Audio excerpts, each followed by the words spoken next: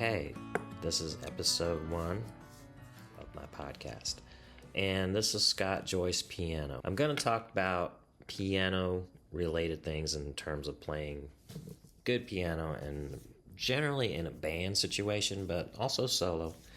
And I just wanted to talk today about 6 things, 6 things I think you have to have to be a working piano player. I've been working 30-something years playing for a bunch of singers and some solo gigs too, cruise ship gigs and stuff like that.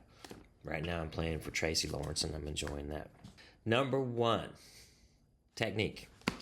You need to be able to move around on the piano, so you gotta have some technique.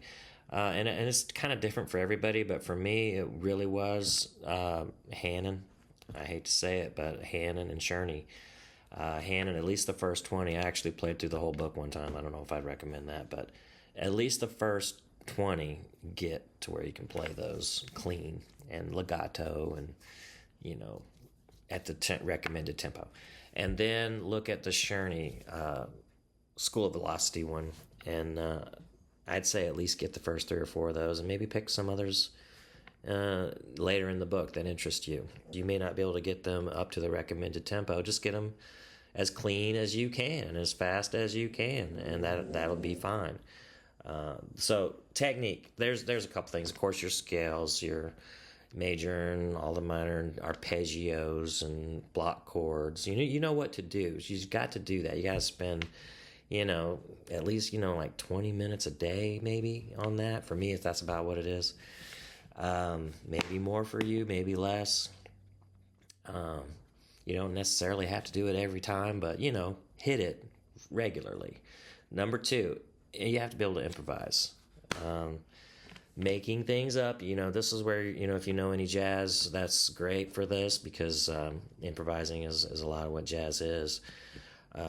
You may have to make up a solo in your song that you're playing with the band. Being able to improvise, knowing how to make a chord and how to make a solo out of that chord and leading into the next chord and contour of the solo and all that. And you get that by transcribing is one way to do it. Listen to other people's solos and figure out what they did. I may have a video on just solos later, but you do want to be able to improvise. Rhythm, you need to have good time, and one way to do that, of course, is with a metronome. One way to do it is with a drum machine. You need to have something you can play with and, measure how you're doing. And I'd also recommend turning that off every now and then and seeing if you can stay relatively close to what you started with. Start it, play it, turn it off, play a little bit, turn it back on, see if you're rushing or dragging. But you really need to get, and it's hard to, I can't overemphasize how important it is to get it right on the beat. And maybe if you're advanced enough, you can even try to get a little before the beat, a little bit after. I'm talking just tiniest bits. It's just if close isn't going to cut it, really. You're going to have to get it right on it and know if you're intentionally pulling or pushing, manipulate the time a little bit. And of course, eventually you'd like to forget about trying to keep up with the metronome and just feel it. And then it'll be a lot easier. And there's some tricks you can do to group beats and stuff like that so that you don't have to necessarily think about, staying in time. Oh, I got to stay in time. That's really no way to play. You got to enjoy playing and feel the time, and it should be a natural thing after a while. But you need to kind of learn that, I think. But it is very important. Number 3 is rhythm. Number 4, good ears. When playing in a band, particularly listening, of course, you've heard this, listening is important. That's why sometimes you might hear a piano player that can't put your finger on it, but it sounds heavy, it sounds sluggish. Maybe his left hand's kind of heavy. That's very common because we practice alone. But if he was listening, he would probably realize the bass player's got all that stuff, so he really needs to lighten up his left hand, and that's pretty much it. So things like that, listening. If a guitar player is already playing something, you don't need to play that. Keep your voicings, especially in a country music setting. Open fifths are great. Just keep it clean. Don't put any extensions in there, and just keep it clean like that. So listening, we can do a whole video on how to listen and what to listen for. You need to have good sounds. That's number 4, I think. Number five is good sounds. This is the fun part because everybody likes shopping for gear. So, of course, we don't like spending money on the gear, but you do need to have something that you can make good sounds with.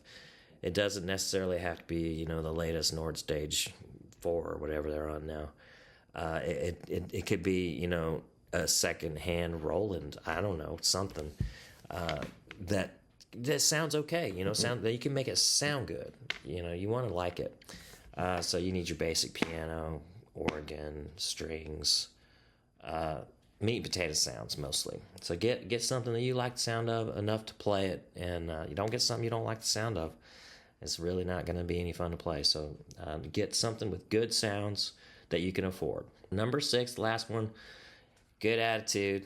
This one, man, this is one that you're just going to have to figure out as you go. There's really not a whole lot I can say to save you any heartache on this, because you're going to make mistakes with your attitude. It's going to happen. Other people are going to make mistakes with their attitude. So it's just something you're going to have some forgiveness for others and for yourself. Try to keep your attitude in check. If you feel it's slipping, especially if you're in a gig and you're not really liking something about it, you might have to start looking for something else. Don't let your attitude come in there and wreck everything. It's going to happen sometimes. Heck, the Eagles even had that. I mean, it happens in great bands. Some friction is actually a good thing at times. But, bands don't last forever. Just check your attitude. Make sure you're not being a jerk. And if you are, try to fix it. Maybe you're not happy in that situation. So there's the 6 things. It can be a lot of fun. I've enjoyed it. I've, had a nice career at this, and I hope to continue it. But just to recap, technique is number 1. Be able to move around on that piano. Be able to improvise. That's 2. Rhythm, you need to practice with the drum machine. Get your rhythm good. Good ears, you need to listen to what everybody's playing. Good sounds, you need to have some good sounds on your keyboard. And you need to have a good attitude. So that's what I would recommend. I'm sure this is not an all-inclusive list. I do work quite a bit in Nashville, and I've been here in 1990. I've been here since 90. If you have any questions, put them in the comments and let me know. I'm not sure what all I'm going to talk about, but it's going to be piano-y stuff and band stuff and that kind of thing. All right. Thank you.